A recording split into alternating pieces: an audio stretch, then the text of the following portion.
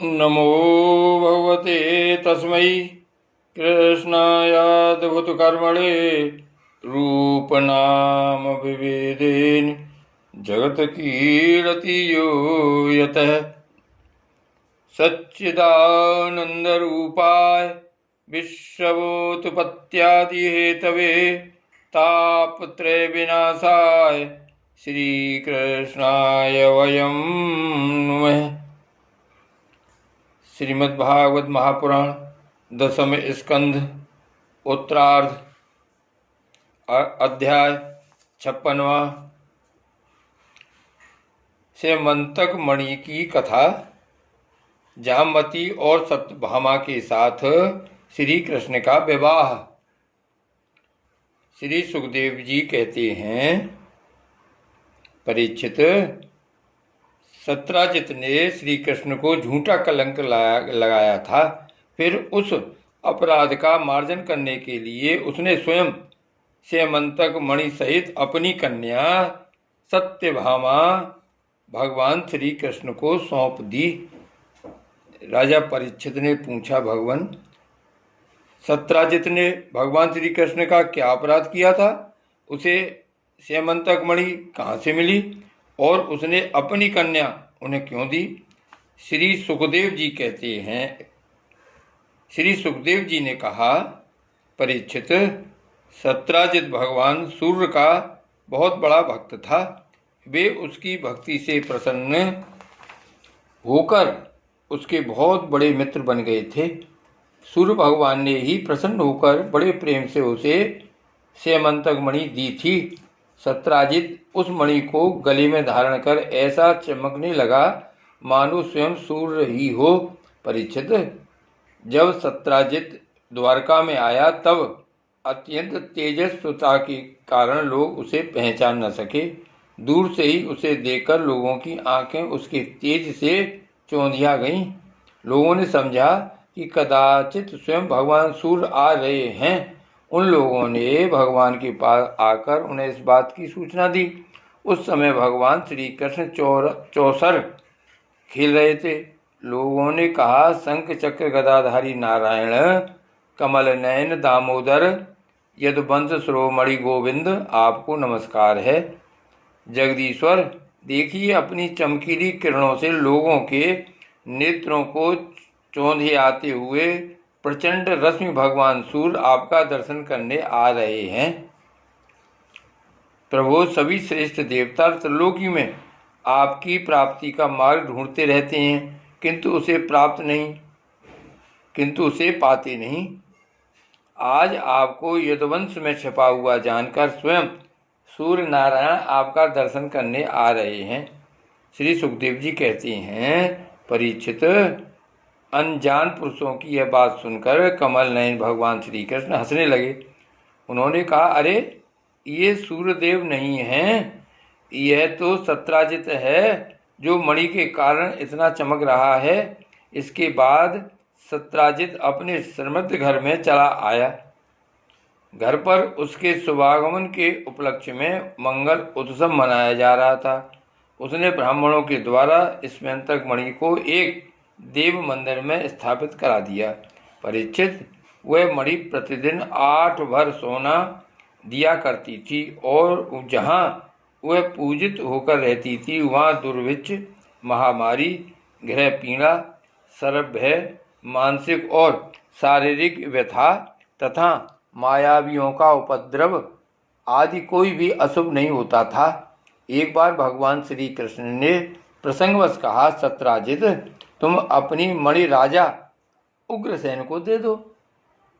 परंतु वह इतना लोभी था कि भगवान की आज्ञा का उल्लंघन होगा इसका कुछ भी विचार न करके उसे अस्वीकार कर दिया। एक दिन सत्राजित के भाई प्रसेन ने उस परम प्रकाशमयी मणि को अपने गले में धारण कर लिया और फिर वह घोड़े पर सवार होकर शिकार खेलने वन में चला गया। वहाँ एक सिंह ने घोड़े सहित प्रसेन को मार डाला और उस मणि को छीन लिया। वह अभी पर्वत की गुफा में प्रवेश कर ही रहा था कि मणि के लिए ऋक्षराज जामवान ने उसे मार डाला। उन्होंने वह मणि अपनी गुफा में ले जाकर बच्चे को खेलने के लिए दे दी। अपने भाई प्रसेन के न लौटने से उसके भाई सत्राजित को बड़ा दुख हुआ। वह कहने लगा, बहुत संभव है श्री कृष्ण ने ही मेरे भाई को मार डाला हो, क्योंकि वह मणि गले में डालकर वन में गया था। सत्राजित की यह बात सुनकर लोग आपस में काना फूंसी करने लगे। जब भगवान श्री कृष्ण ने सुना कि यह कलंक का टीका मेरे ही सिर लगाया गया है, तब वे उसे धो बहाने के उद्देश्य से नगर के कुछ सभ्य पुरुषों को साथ लेकर प्रसेन को ढूंढने के लिए वन में गए।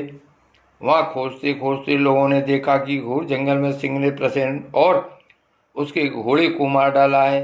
जब वे लोग सिंह के पैरों का चिन्ह देखते हुए आगे बढ़े, तब उन लोगों ने यह भी देखा कि पर्वत पर एक रीछ ने सिंह को भी मार डाला है।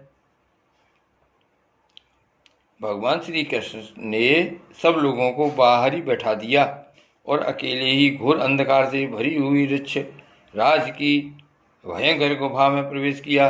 भगवान ने वहां जाकर देखा कि श्रेष्ठ मणि सेमंतक को बच्चों का खिलौना बना दिया गया है। वे उसे हर लेने की इच्छा से बच्चे के पास जा खड़े हुए। उस गुफा में एक अपरिचित मनुष्य को देखकर बच्चे की धाय भयभीत की भांति चिल्ला उठी। उसकी चिल्लाहट सुनकर परम बली ऋक्षराज जामवान क्रोधित होकर वहां दौड़ आए। परीक्षित, जामवान उस समय कुपित हो रहे थे। उन्हें भगवान की महिमा, उनके प्रभाव का पता न चला। उन्होंने उन्हें एक साधारण मनुष्य समझ लिया और वे अपने स्वामी भगवान श्री कृष्ण से युद्ध करने लगे। जिस प्रकार मांस के लिए दो बाज आपस में लड़ते हैं, वैसे ही विजयाभिलाषी भगवान श्री कृष्ण और जामवान आपस में घमासान युद्ध करने लगे। पहले तो उन्होंने अस्त्र शस्त्रों का प्रहार किया, फिर शिलाओं का। तत्पश्चात वे वृक्ष उखाड़ कर एक दूसरे पर फेंकने लगे। अंत में उनमें बाहु युद्ध होने लगा। परीक्षित, वज्र प्रहार के समान कठोर घूंसों से आपस में वे 28 दिन तक बिना विश्राम किए रात दिन लड़ते रहे। अंत में भगवान श्री कृष्ण के घूंसों की चोट से जामवान के शरीर की एक एक गांठ टूट फूट गई। उत्साह जाता रहा, शरीर पसीने से लथपथ हो गया। तब उन्होंने अत्यंत विस्मित चकित होकर भगवान श्री कृष्ण से कहा, मैं जान गया प्रभु, मैं जान गया, आप इस समस्त प्राणियों के स्वामी, रक्षक, पुराण पुरुष भगवान विष्णु हैं। आप ही सबके प्राण, इंद्रिय बल, मनोबल और शरीर बल हैं।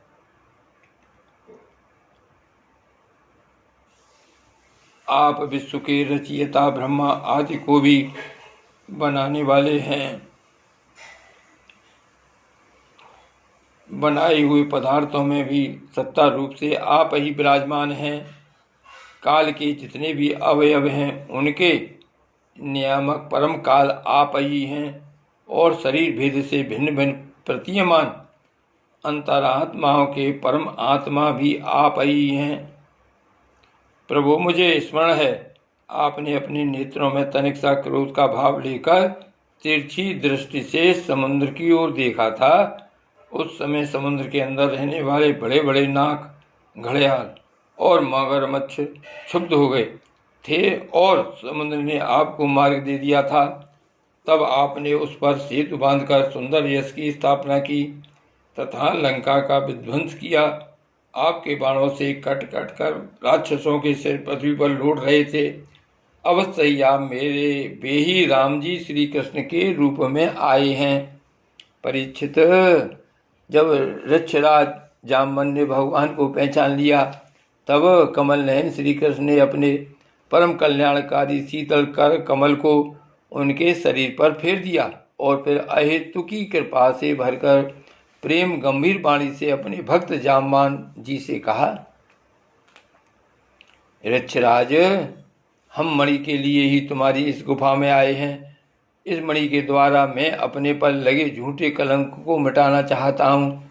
भगवान के ऐसा कहने पर जामवान ने बड़े आनंद से उनकी पूजा करने के लिए अपनी कन्या कुमारी जामवती को मणि के साथ उनके चरणों में समर्पित कर दिया। भगवान श्री कृष्ण जिन लोगों को गुफा के बाहर छोड़ गए थे, उन्होंने 12 दिन तक उनकी प्रतीक्षा की, परंतु जब उन्होंने देखा कि अब तक वे गुफा में से नहीं निकले, तब वे अत्यंत दुखी होकर द्वारका को लौट गए। वहाँ जब माता देव की रुक्मिणी, वसुदेव जी तथा अन्य संबंधियों और कुटुंबियों को ये मालूम हुआ कि श्री कृष्ण गुफा में से नहीं निकले, तब उन्हें बड़ा शोक हुआ। सभी द्वारकावासी अत्यंत दुखित होकर सत्राजित को भला बुरा कहने लगे और भगवान श्री कृष्ण की प्राप्ति के लिए महामाया दुर्गा देवी की शरण में गए, उनकी उपासना करने लगे। उनकी उपासना से दुर्गा देवी प्रसन्न हुई और उन्होंने आशीर्वाद दिया। उसी समय उनके बीच में मणि और अपनी नववधु जामवती के साथ सफल मनोरथ होकर श्री कृष्ण सबको प्रसन्न करते हुए प्रकट हो गए। सभी द्वारकावासी भगवान श्री कृष्ण को पत्नी के साथ और गले में मणि धारण किए हुए देखकर परमानंद में मग्न हो गए, मानो कोई मरकर लौट आया हो। तदनंतर भगवान ने सत्राजित को राजसभा में महाराज उग्रसेन के पास बुलवाया और जिस प्रकार मणि प्राप्त हुई थी वह सब कथा सुनाकर उन्होंने वह मणि सत्राजित को सौंप दी। सत्राजित अत्यंत लज्जित हो गया। मणि तो उसने ले ली, परंतु उसका मुंह नीचे की ओर लटक गया। अपने अपराध पर उसे बड़ा पश्चाताप हो रहा था। किसी प्रकार वह अपने घर पहुंचा। उसके मन की आंखों के सामने निरंतर अपना अपराध नाचता रहता। बलवान के साथ विरोध करने के कारण वह भयभीत भी हो गया था। अब वह यही सोचता रहता कि मैं अपने अपराध का मार्जन कैसे करूं, मुझ पर भगवान श्री कृष्ण कैसे प्रसन्न हों, मैं ऐसा कौन सा काम करूं जिससे मेरा कल्याण हो और लोग मुझे कोसें नहीं। सचमुच मैं अदूरदर्शी क्षुद्र हूँ। धन के लोभ से मैं बड़ी मूढ़ता का काम कर बैठा। अब मैं रमणियों में रतन के समान अपनी कन्या सत्यभामा और वह सेमंतक मणि दोनों ही श्री कृष्ण को दे दूं। यह उपाय बहुत अच्छा है। इसी से मेरे अपराध का मार्जन हो सकता है और कोई उपाय नहीं है। सत्राजित ने अपनी विवेक बुद्धि से ऐसा निश्चय करके स्वयं ही इसके लिए उद्योग किया और अपनी कन्या तथा सेमंतक मणि दोनों ही ले जाकर श्री कृष्ण को अर्पण कर दी। सत्यभामा शील स्वभाव, सुंदरता, उदारता और आदि सद्गुणों से संपन्न थीं। बहुत से लोग चाहते थे कि सत्यभामा हमें मिले और उन लोगों ने उन्हें मांगा भी था, परंतु अब भगवान श्री कृष्ण ने विधिपूर्वक उनका पाणी ग्रहण किया। परीक्षित, भगवान श्री कृष्ण ने सत्राजित से कहा, हम सेमंतक मणि न लेंगे। आप सूर्य भगवान के भक्त हैं, इसलिए वह आपके ही पास रहे। हम तो केवल उसके फल के